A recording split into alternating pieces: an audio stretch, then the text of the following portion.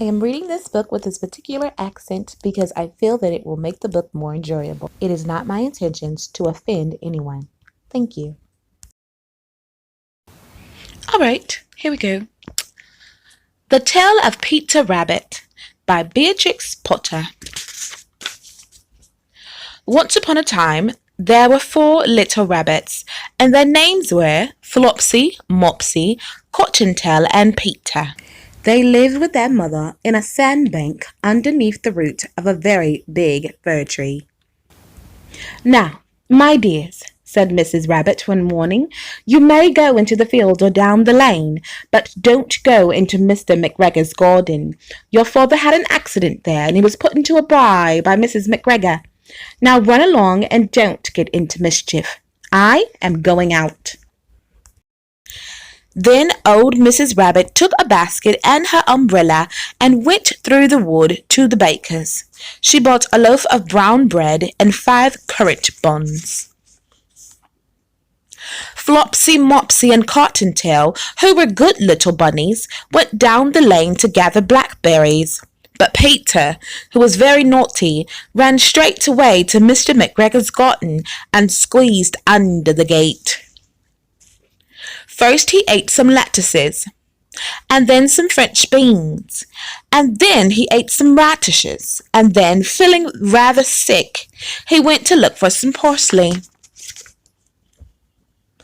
But round the end of a cucumber frame, whom should he meet but Mr. McGregor?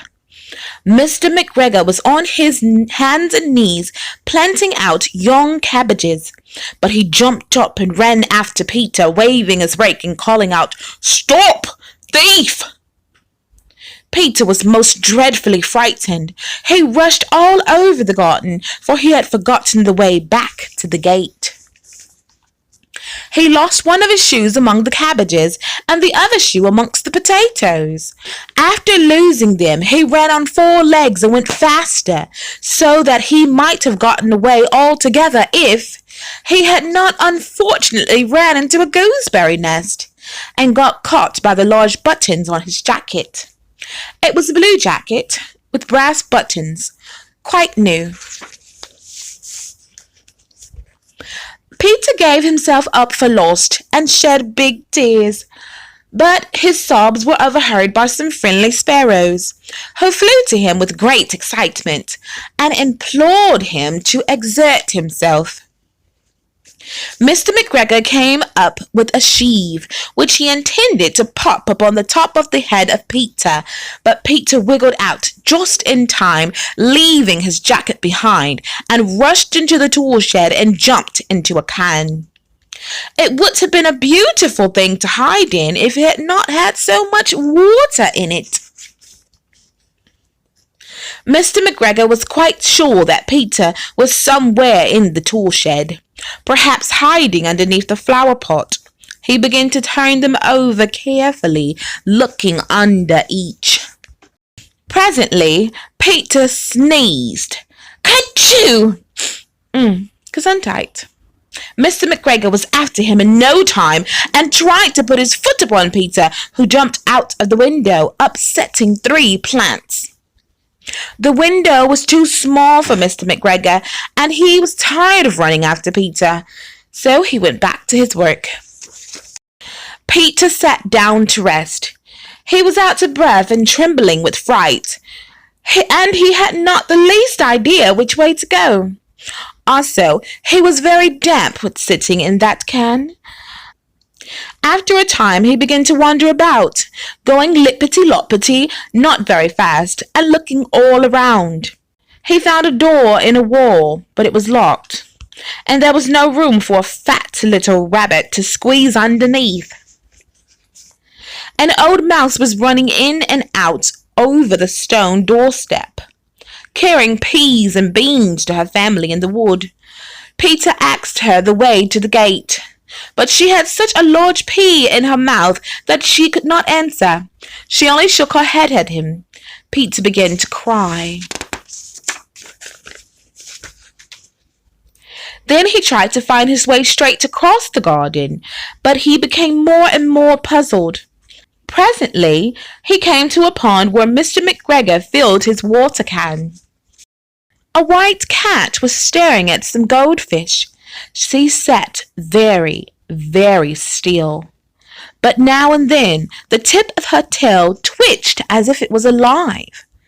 Peter thought it best to go away without speaking to her. He had heard about cats from his cousin, little Benjamin Bunny. He went back towards the tool shed, but suddenly, quite close to him, he heard the noise of a hoe. Screech, scratch, scratch, screech. Peter scuttered underneath the bushes. But presently, as nothing happened, he came out again and climbed up the wheelbarrow and peeped over. The first thing he saw was Mr. McGregor hoeing onions. His back was turned toward Peter, and beyond him was the gate. Peter got down very quietly off the wheelbarrow and started running as fast as he could go, along a straight walk behind some black currant bushes. Mr. McGregor caught sight of him at the corner, but Peter did not care. He slipped underneath the gate and was safe at last in the wood outside the garden. Mr. McGregor hung up the little jacket and the shoes for a scarecrow to frighten the blackbirds. Peter never stopped running or looked behind him till he got home to the big fir tree.